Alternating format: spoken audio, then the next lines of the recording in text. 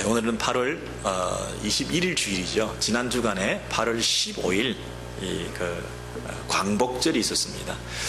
해방이라는 말과 광복이라는 말은 좀 다르죠. 해방은 누군가에 의해서 수동적으로 해방되었다.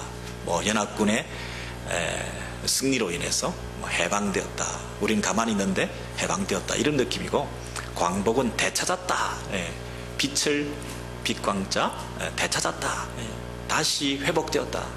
우리가 열심히 노력해서 되찾았다는 이런 느낌이 있어서 조금 적극적인 그런 의미가 있습니다. 어쨌든 우리는 그 배후에 우리 하나님께서 역사하셨다. 역사의 주권자가 되시는 우리 하나님이 우리나라를 불쌍히 여기시고 긍휼히 여기셔서 우리에게 구원의 선물을 허락해 주시고, 이제 해방받은 구원받은 우리 하나님의 자녀들인 이 교회 공동체가 이 오렌지일 교회뿐 아니라 여기 이민교회까지 이렇게 우리가 오게 된 이 신앙 공동체를 한국에서부터 평양이 회복되고 하나님의 놀라운 은혜가 임한 한국이 하나님의 축복을 받아서 그 복음의 영향력으로 우리가 이곳까지 와서 세계 선교에 쓰임받는 이런 하나님의 섭리 가운데 우리나라가 일제로부터 해방되었다. 저는 그렇게 믿고 싶습니다.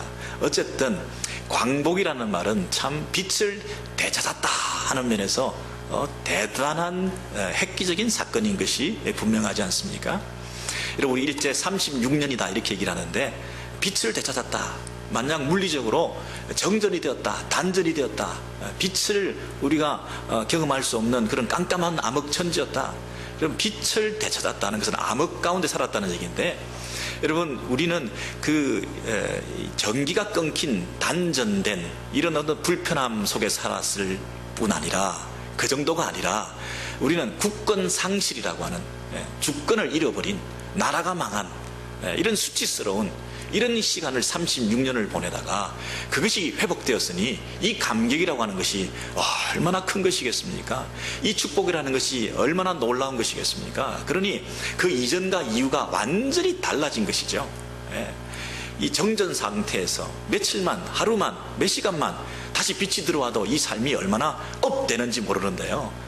이게 얼마나 삶이 새롭게 제자리를 찾아가면서 우리의 삶 가운데 어떤 열매 맺는 이런 아름다운 삶이 될 수 있는 출발이 되는지 모르는데요. 어떤 그런 면에서 이 광복이다, 빛을 찾았다는 얘기는 새로운 인생의 출발이죠.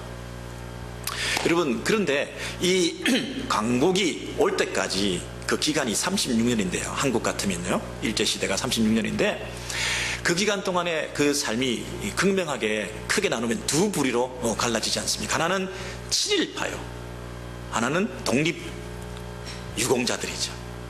여러분, 광복절 기념식을 하는데 어떤 분들은 어깨를 딱 펴고 포장을 붙이고 훈장을 달고 이름도 참 멋있게 그렇게 내세우면서 광복절 기념식에 참석할 수 있는가 하면, 어떤 사람들은 친일파라고 하는 오명을 뒤집어쓰고 감히 광복절에 명함도 내밀지 못하는 그런 부끄러운 그런 사람들도 있지 않습니까? 어떻게 하면 여러분 이런 극명한 두 부류의 사람이 생기게 될 수밖에 없을까요? 어지력이 강한 사람들은 끝까지 항거할 수 있을까요? 참을성이 부족한 사람들은 할 수 없이 그냥 실족하고 넘어졌을까요? 여러분, 우리가 다시 올 나라에 대한 소망, 새 시대에 대한 기대, 지금 현재의 이 부당성, 그리고 이것이 회복돼야 된다고 하는 데 대한 정당성, 그리고 그 영원한 나라에 대한 갈망, 새 시대에 대한 그 어떤 소망이 늘 들끓고 마음속에 살아있는 사람들은 어떻게 우리가 친일파의 행적을 따라갈 수가 있겠습니까? 참 놀라운 것은 의지력으로 결단해서 독립선언을 하고 끝까지 내가 이 항일 투사로서 살아가겠다, 만약에 마음을 먹었다 하더라도 그것이 세월이 바뀌면서 얼마나 그것이 느슨해지고 또 타협을 하게 되고 또 그 속에서 우리가 배신을 하게 되는 이런 일들이 비일비재하지 않습니까? 신앙을 가졌다고 하는 우리 한국 기독교인들 가운데서도 신사참배에 동참했을 뿐 아니라 오히려 앞장서서 그것을 권장했던 그런 사람들이 얼마나 많이 있습니까? 처음에는 의지력을 가지고 참아내려고 했지만 점점 색깔이 변색되면서 결국에는 저쪽 색깔로 완전히 넘어가는 그런 일도 있지 않았겠습니까? 1910년, 1919년 그때까지만 하더라도 독립선언을 하면서 막 기독교가 한국 교회를 대표하면서 한국 사회를 대표하면서 이 독립운동에 앞장섰던 그런 명단에 우리 신앙인들이 얼마나 많이 이름이 있었습니까? 1920년, 21년, 22년, 25년, 30년 막 지나면서 그 처음에 힘있었던 그 의지가 점점 결핍되기 시작했겠죠. 40년쯤 되면 이제는 완전히 견고하게 이 체제가 굳어지겠구만. 이제는 회복하기가 불가능할 것 같아. 이러다가 이제 우리는 다 죽고 말 거야. 영원한 고착되는 이 일제시대가 계속될 것 같아. 자, 여기서 우리는 어떻게 해야 될까? 이런 고민이 있지 않았을까요? 1939년에 한국 기독교회가 38년부터 중요한 결정을 합니다. 성결교, 감리교, 장로교 할 것 없이 한두 교단을 빼놓고는 모두가 어떤 결정을 하게 되느냐 하면 이 신사참배는 국민 의례인 것입니다. 이 신사참배는 종교행위가 아닙니다. 우상숭배가 아닙니다.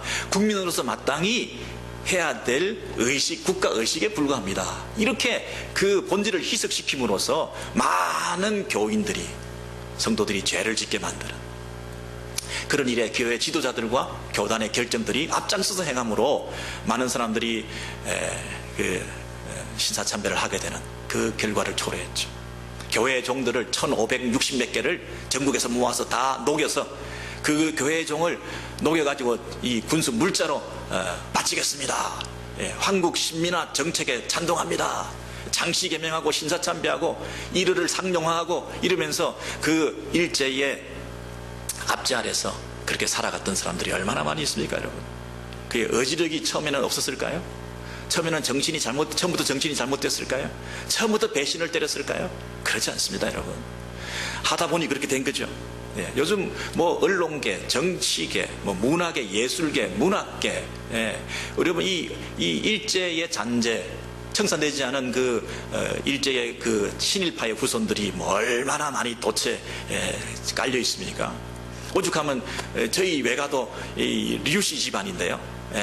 외할아버지가 뭐 일제시대 때 최신국에 근무하셨던 공직이셨던 분이고, 그게 다 고향의 그 형님들이 유치진, 유치환 이런 일제시대의 그 어떤 그 친일파적인 행적을 했던 그런 오점이 남아있던 그런 후손들이, 제가 친일파 후손이거든요. 그러니까 오죽하겠냐고. 이 온 천지의 친일파들이죠. 온 백성들이. 여러분, 그렇다면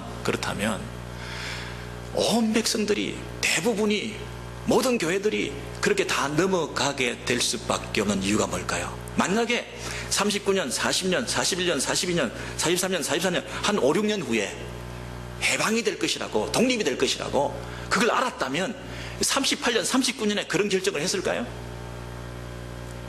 이제 몇 년 후면 해방이 될 텐데 끝까지 참아내가지고 이겨내가지고 독립투사가 돼야지, 독립유공자가 돼야지, 자자손손 자기가 독립유공자했다고 하는 그런 명예스러운 그런 가문이 돼야죠. 군장을 타고 연금을 타고 포상을 타고 이렇게 해야지. 만약에 조금만 있으면 독립이 된다는 걸 분명히 알았다면, 그것에 대한 갈망이 있었다고 한다면 누가 독립투사가 되지 않았겠습니까? 그것에 대한 기대가 없고 지금 현실이 보니까 너무 어두움에 깜깜하게 있으니까 여기서 살아남는다. 신앙도 저버리고 친일파적인 절필을 선언해야 될 사람들이 그 펜을 가지고 일제를 찬동하는, 정신대에 끌려가는 우리의 곧다운 우리 자녀들을 보내자 하는데 앞장서는 이런 글을 쓰면서 어떻게 그렇게 할 수 있겠습니까? 어둠이 너무나 짙기 때문에, 결코 빛을 발견할 수 없기 때문에. 여러분, 그런 새 시대에 대한 갈망, 새 나라가 올 것이라고 하는 그런 기대, 그것으로 마음이 뜨겁다고 한다면 어떻게 친일적인 행동을 할 수가 있겠습니까?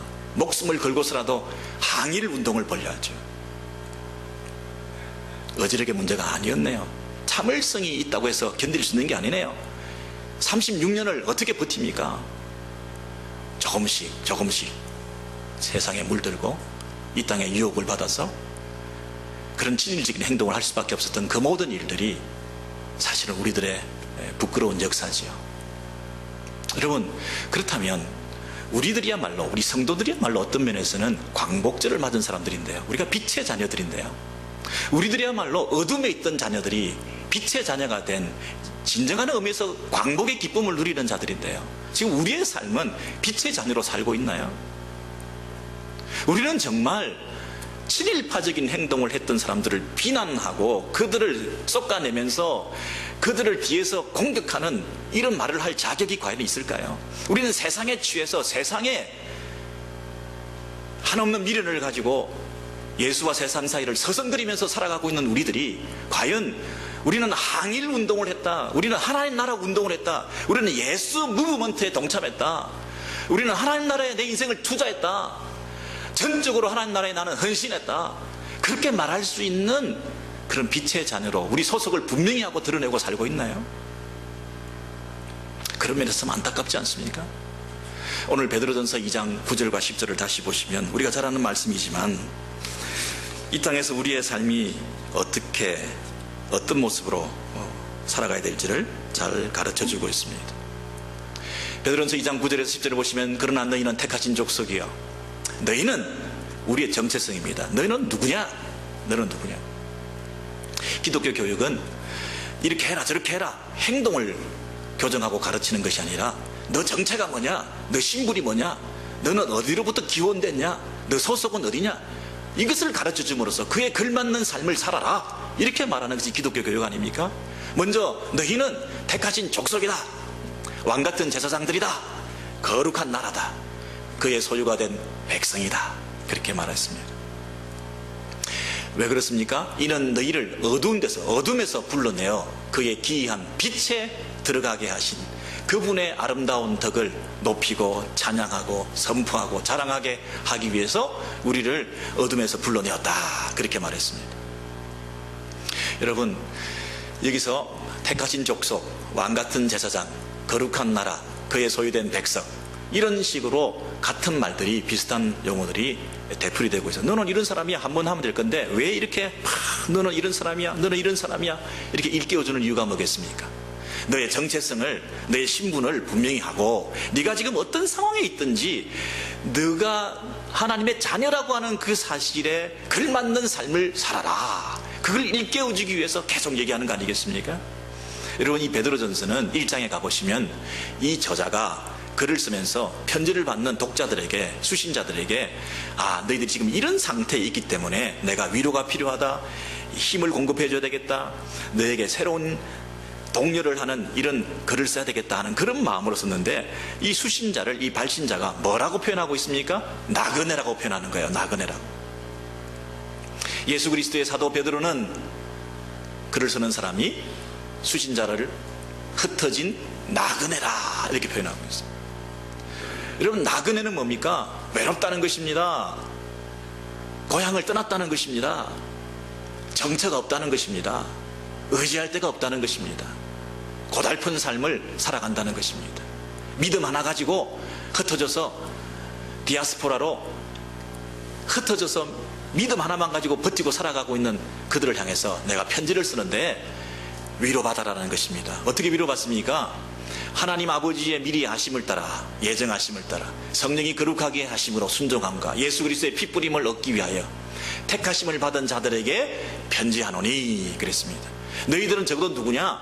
혼자 고단하게 들판에서 고단한 삶을 가누지 못하고 쓰러져 누워있는 그런 안타까운 이 이민자의 삶을 살아가는 직장 현장 속에서, 가정에서, 관계나 우리의 경제적인 형편이나 질병의 문제나 점점 우리의 삶이 막혀가는 사방에 이 막힌 그 두려움 속에서 어찌할지 몰라서 눈물 짓고 있는 이런 상황 속에서도 네가 나그네적 삶을 살아가는 환경 속에 있다 할지라도 네가 누구냐? 너는 성부 하나님이 너를 택하시고 미리 아신 분이다. 너는 성자 예수 그리스도가 너를 위해서 피를 흘리신 구속사역, 십자가 사역을 위해서 죽으신 분이시다. 성령 하나님께서 너를 재씻어 주시고 거룩하게 하시고 하나님 자녀 삼아 주신 성부, 성자, 성령 하나님의 사역을 통하여 네가 하나님의 자녀가 되었다는 이 신분, 이 정체성을 네가 가지게 될 때 네가 외롭냐?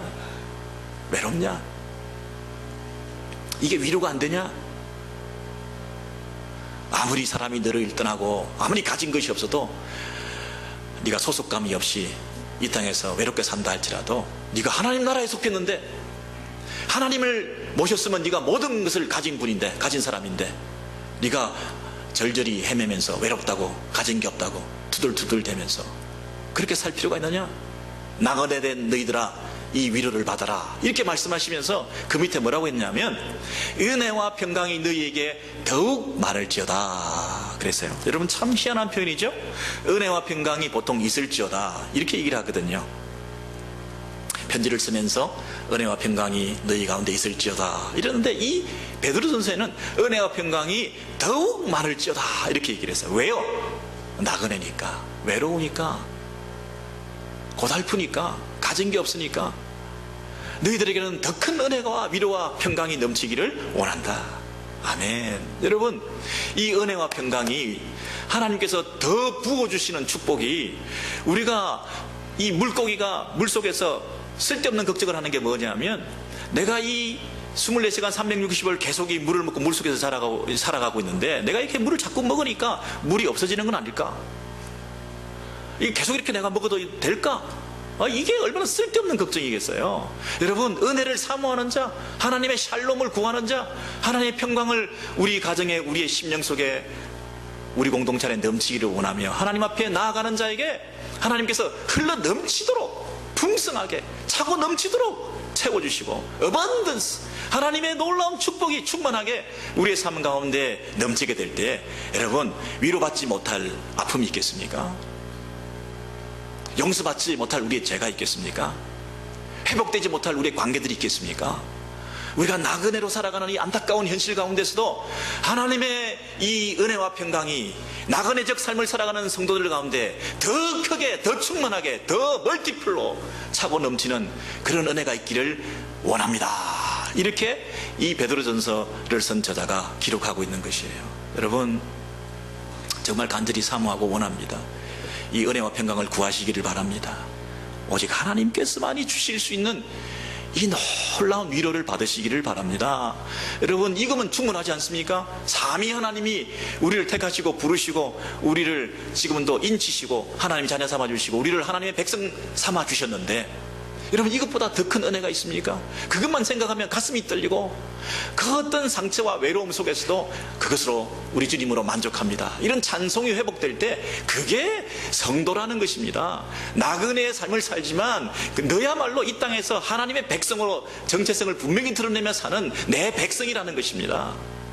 여러분 이런 이 베드로서의 이 저자가 안타까운 마음을 가지고 지금 흩어진 나그네로 살아가고 있는 성도들 우리들을 향해서 지금도 말씀하시는 것이죠.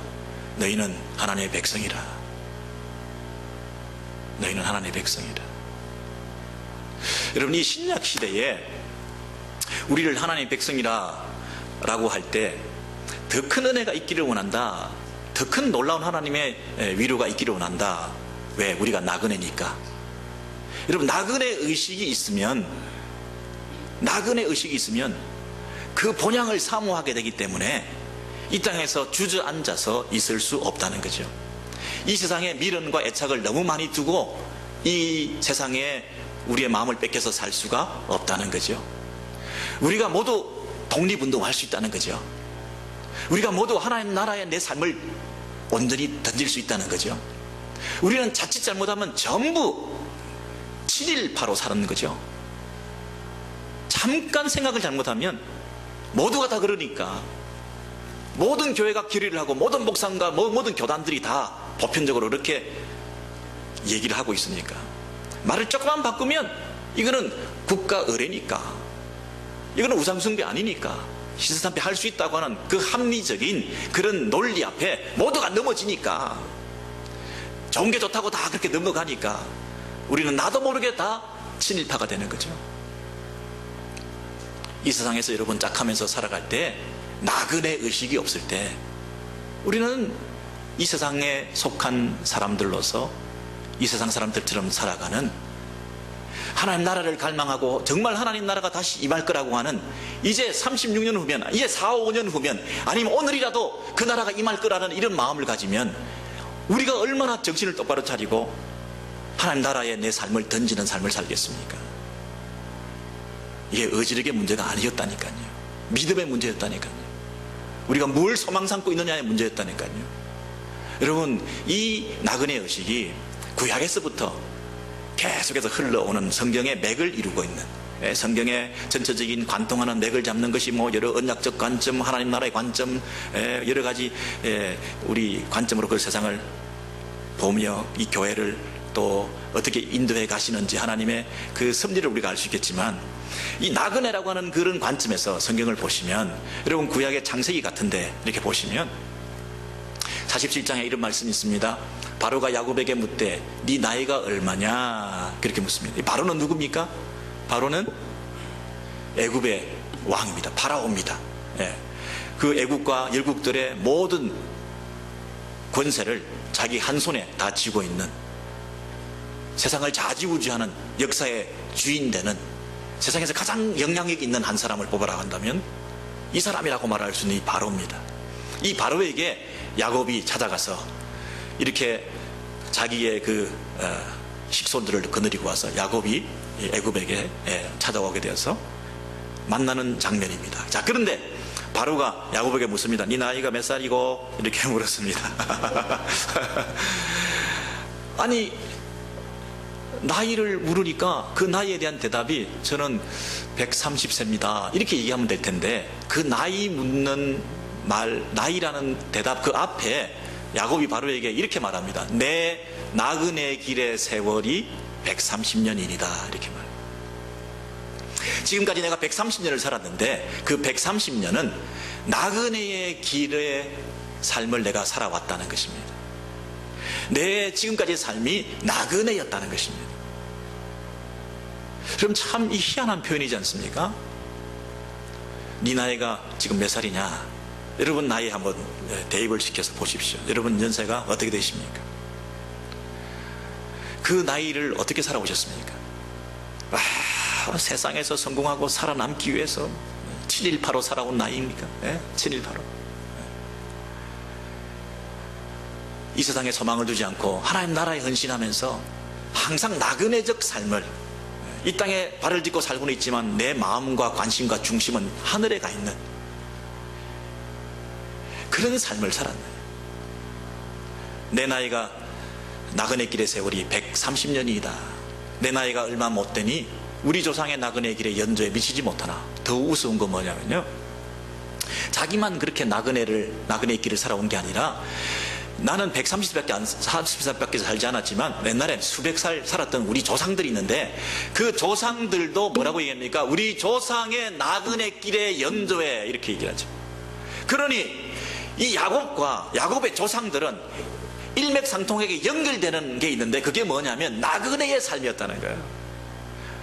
아브라함부터 시작된, 하나님이 부르셔서 너를 통하여 내가 너를 축복하는 자를 축복하고 너를 저주하는 자를 저주하고 너를 통하여 내 나라를 이루어 갈 텐데, 아브라함 너 한 사람을 통하여 이 땅에서 불러내어서 하나님의 나라를 이끌어가는 그 맥락에서 지금 이 땅에 살고 있지만, 이 땅을 살아가지만 너는 하나님의 나라에 속한 자로서 살고 있는, 이 땅에 발을 디디고 있지만 우리의 본향은 저 천국이라고 하는 영원한 것을 사모하며 살아가고 있는 그 나그네 길의 삶을 살아왔다는 것이죠. 그러니까 이 땅에서의 삶은 험악하죠. 누가 이 세상 나라가 이 하나님 나라를 인정합니까? 누가 이 하나님 나라의 백성으로 살아가는 자들을 이 세상 나라 사람들이 가만두겠습니까? 누가 이 천국의 시민의 윤리로 살아가는 그 삶을 이 세상 사람들이 조롱하지 않고 멸시하지 않겠습니까? 험악한 세월을 사는 동안 얼마나 힘들었겠습니까? 근데 여러분, 그 밑에는 더 희한한 말이 나오는데요, 이 47장 8절에서 10절까지가 정말 희한한 말씀들이에요. 그 밑에 보시면 야곱이 바로에게 축복하고 그 앞에서 나오니라. 아니, 누가 누구를 축복해야 됩니까? 지금 축복이라고 하는 것은 축복할 만한 사람이 축복을 해야, 축복할 자격이 있는 사람이 축복을 해야 그 축복의 가치가 있는 거지. 아니 뭐 가진 것이 없고 배운 것이 없고 나이도 어린 것이 만약에 축복을 더 큰 사람에게, 더 부자에게, 더 배운 사람에게 축복을 하면 이게 뭐 하는 짓이야. 그러지 않겠어요?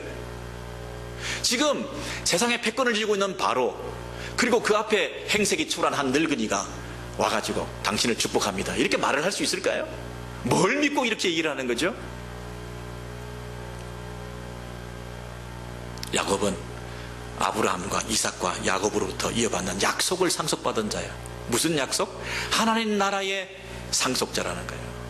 바로 세상에 패권을 쥐고 있는 왕이라 할지라도, 세상 나라의 왕이라 할지라도 나는 하나님의 나라의 상속자라는 거예요. 그 하나님 나라의 상속자로서 이 세상 모든 민족을 축복할 수 있는 특권을 가진 자들이죠.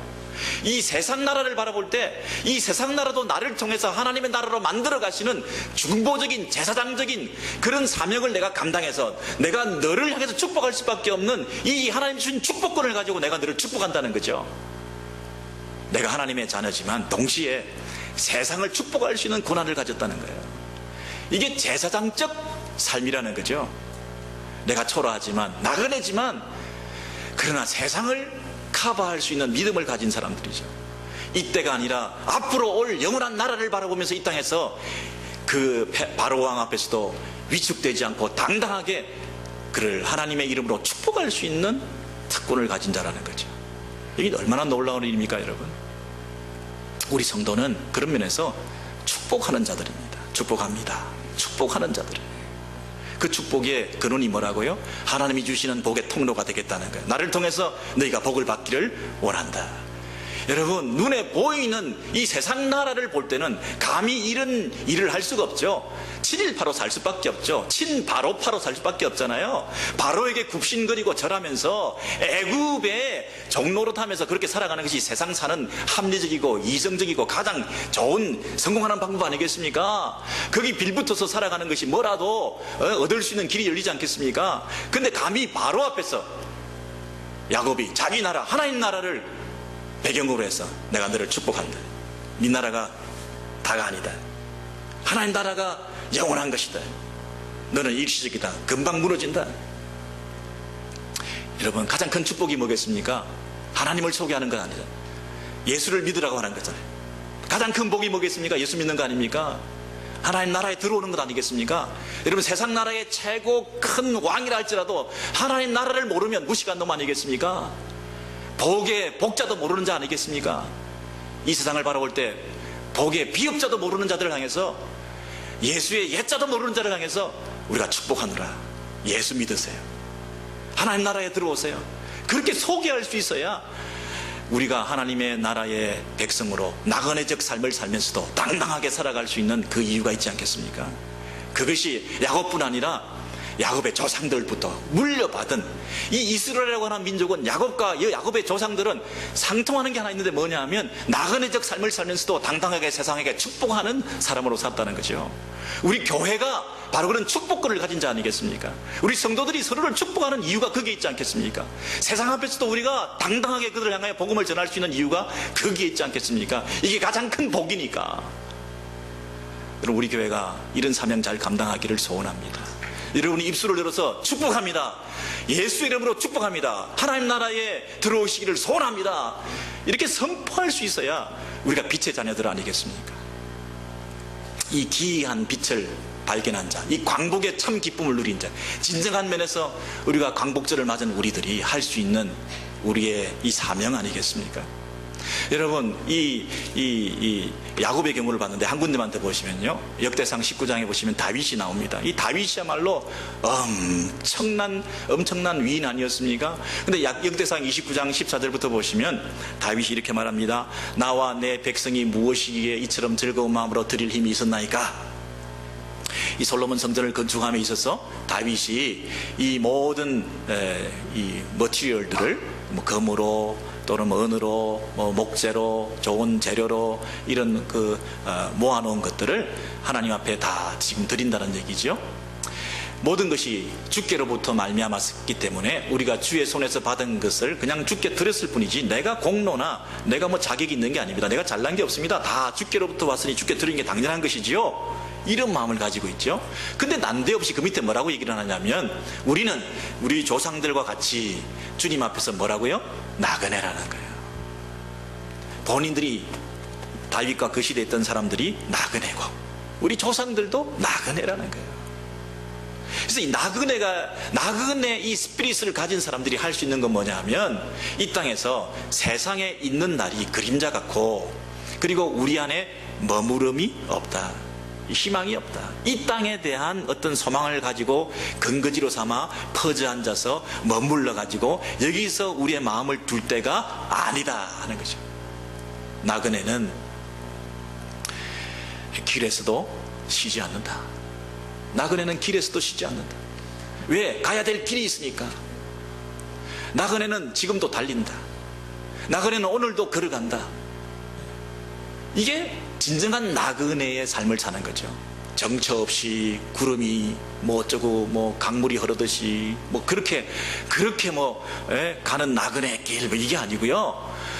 아무데나 뭐 몸을 내맡기고 그냥 세월이 흘러가고 뭐 이러다 보니까 그냥 이렇게 살았네 뭐 이런 여러분 그런 어떤 염세주의로 빠지는 나그네 길이 아니라 정신을 똑바로 차리고 우리가 이 땅에 살고 있지만 목표를 향해서 번영을 해서가는 나그네의 삶을 살아가는 순례자라고 하는 그 사실을 생각하면서 이 땅에 살아가는 동안에 우리가 하는 가장 중요한 일은 뭐냐면 항일 운동하는 거예요.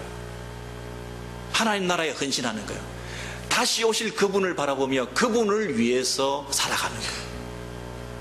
친일파로 살지 말라는 거예요. 98% 일제시대의 한국 교회가 교회 앞에 개양대를 국기 개양대를 걸고 일장기를 걸어놓고 거기 앞에서 교회인지 이게 무슨 나라를 위해서 존재하는 보조수단인지 한국신민화 정책에 찬동하는 그런 놀이객감으로 전락했던 그런 교회의 성도의 신앙의 모습이 여러분 오늘 이 시대에 우리가 다 그렇게 산다고 해서 그렇게 갈 수 있겠습니까? 이 다윗이 말이죠, 내가 거류민이다 나그네다고 하는 그 의식을 가졌으니까 뭐라고 얘기를 하냐면 주 여호와 우리 주여 우리가 주의 거룩한 이름을 위하여 성전을 건축하고 하나님의 전을 위하여 하나님 나라를 위하여 하나님의 일을 위하여 우리가 미리 저축한 이 모든 물건이 다 주께 드려져도 아깝지 않습니다. 이렇게 말하죠. 여러분 나그네 정신을 가진 사람은 하나도 아깝지가 않죠. 이것을 다 드려도 하나님 나라에 헌신하는 거죠.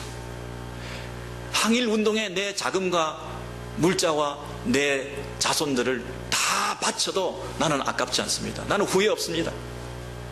영원한 나라를 바라보면서 우리가 내 것을 다 드려도 아깝지 않습니다. 여러분 이 나그네 정신이 없으면 못하죠. 아깝죠. 어떻게 드려요? 숨겨놓죠. 여러분 이게 너무 극단적인 얘기라고 생각하지 마시고 이 다윗의 경우를 보시면 다윗이 이렇게 하나님 마음에 합한 자로서 하나님 앞에 칭찬받는 삶을 살고 하나님 앞에 영광 돌리는 인생이 된 이유는 뭐냐 하면 성전을 건축하고 성전을 건축할 수 있도록 모든 것을 바칠 수 있는 그런 믿음을 가진 사람이 된 이유는 뭐냐 하면 나그네 정신이라는 거죠. 나그네의 삶을 살았다는 거죠. 여러분 어떠신가요? 이게 너무 부담스러운 말씀인가요? 이 땅이 너무 좋은데 이 땅이 계속될 것 같은데 주님의 재림이 부담스러운데 그냥 이 상태에서 그냥 살아도 괜찮은데 뭘 새삼스럽게 오시려고. 여러분 이런 마음이 있는 한 그분이 오실 것이 너무나 확실한데 그러면 우리가 정리해야죠. 결단하셔야죠. 뭔가 분명히 우선순위를 정하셔야죠. 뭐 삶을 좀 심플하게 만드셔야죠. 뭔가 쌓아두고 저축해두었던 걸로 만족하지 마셔야 되죠.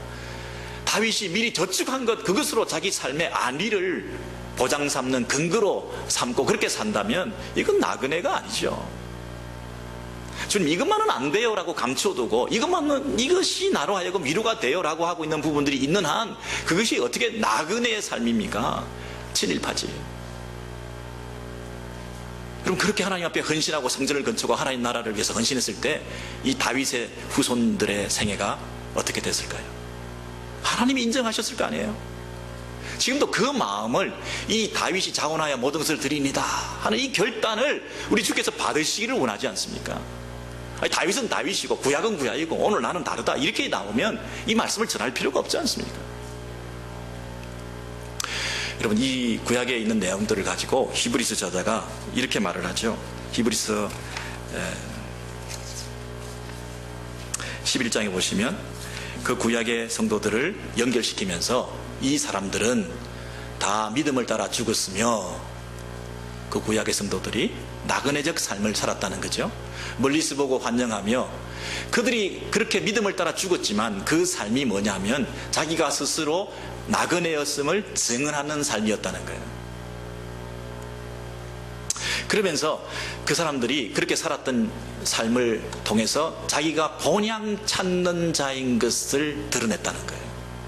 그들의 본향이 자기들이 출생한 나온 지역이 아니라 그들이 나온 바, 그들이 출생해서 나온 바, 고향을 생물학적으로 떠나온 그 본향을 생각했다고 한다면 돌아갈 기회가 있었겠지만 이제는 더 나은 본향을 사모한다 그랬어요.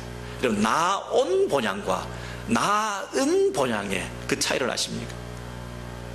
나온 본향이 아니라 우리는 더 나은 본향을 사모한다 그랬어요.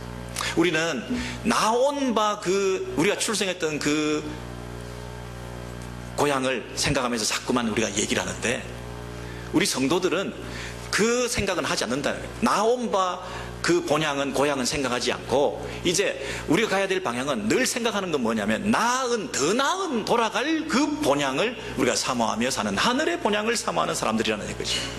이렇게 했을 때 하나님께서 그들의 하나님이라 일컬음을 받으심을 부끄러워하지 아니하시고 그들을 위해서 한 성을 예비하셨다. 그들이 돌아갈 본향을 예비하셨다는 거죠. 구약의 성도들의 그 나그네적 삶이 헛되지 않았다는 거죠. 그들은 진짜 본향을 예비한 삶을 이 땅에서 살았기 때문에 첫 자기 고향으로 굳이 돌아갈 필요가 없는 자들이라는 것이죠.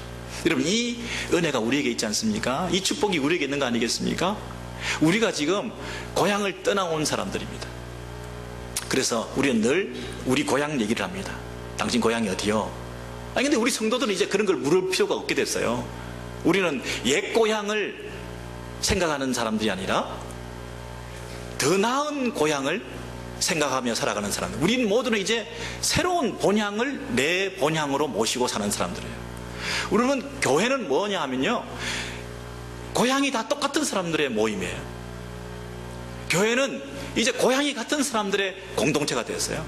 새 예루살렘 성 향후에 우리는 다 더 이상 옛 고향을 얘기하지 않는 성도들의 모임이 교회예요. 놀랍지 않습니까, 여러분? 이 새로운 정체성을 가지고 새로운 본향을 찾아서 우리가 믿음으로 나그네적 삶을 우리가 살아갈 때에 그것이 하나님께서 보실 때에 우리를 부끄러워하지 않는 하늘의 백성이다, 이렇게 칭찬해 주신다는 거예요. 맨날 뭐 옛고향 얘기나 하고 세상에 대한 미련이나 두고 친일파로 살아가는, 친바로파로 살아가는, 친세상파로 살아가는 그런 삶을 살아갈 때 하나님께서 부끄럽다고 얘기하시는 거잖아요. 정말 부끄럽다. 여러분, 다시 우리 본문으로 돌아오셔서요, 베드로전서 2장 9절에서 10절의 내용을 읽고 우리 마치도록 그렇게 하겠습니다. 베드로전서 2장 9절에서 10절의 내용을 보시면, 그러나 너희는 택하신 족속이요 왕같은 제사장들이요 거룩한 나라요 그의 소유가 된 백성이니 이는 너희를 어두운 데서 불러내어 그의 귀한 빛에 들어가게 하신 이의 아름다운 덕을 선포하게 하려 하심이라. 여러분, 여기 보시면 너희는 택하신 족속이요 그리고 거룩한 나라요 그의 소유된 백성이니 라고 할 뿐 아니라 또 뭐라고 얘기했냐면 왕같은 제사장들이요, 그렇게 말을 했습니다. 우리는 하나님의 자녀로 하나님의 나라에 소속된 사람으로 살 뿐만 아니라 이 세상을 향하여 제사장적인 사명을 감당하는 신분이 되었다는 거예요. 우리는 구원받은 것을 기뻐하고 즐거워할 뿐 아니라 우리를 구원해 주신 그분을 즐거워하며 살아야 된다는 것이죠.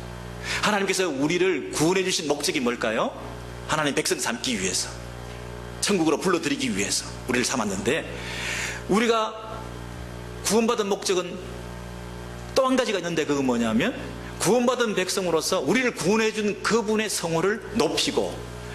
우리를 기이한 빛으로 불러주신 그분의 이름을 찬양하고 그 아름다운 덕을 선전하고 세상에 선포하기 위해서 우리를 하나님께서 부르셨다는 것을 잊지 말아야 된다는 것입니다. 그분을 우리가 받은 구원에 대해서 즐거워할 뿐 아니라 우리를 구원해 주신 그분을 즐거워하기 위해서, 그분께 영광 돌려드리기 위해서, 그분을 영화롭게 하기 위한 삶을 우리가 살아야 되는데, 그것은 이 세상을 향하여 제사장적 사명을 감당하는, 우리가 선전하고 선포하고 자랑하고 찬양하고 예수 이름을 드러내는 그 축복하는 그 일을 통해서 그들이 복음을 듣게 되고 우리 하나님을 함께 아버지라고 고백하며 찬양하게 되는 그 모든 세상 나라의 이 나그네적 삶을 살아가는 우리들이, 우리가 내린 그들을 향한 축복을 통하여 모든 백성들이 하나님께로 돌아오는 이 일을 통해서 하나님께 영광 돌리는 삶, 이 제사장적 삶을 위해서 우리가 부름받았다는 것입니다.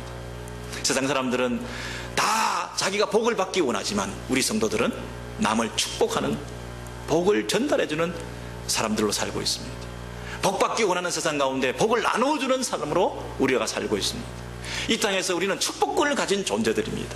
우리는 하나님의 백성입니다. 그리고 이 세상을 결코 등질 수가 없습니다. 왜? 제사장으로 부름받았습니까?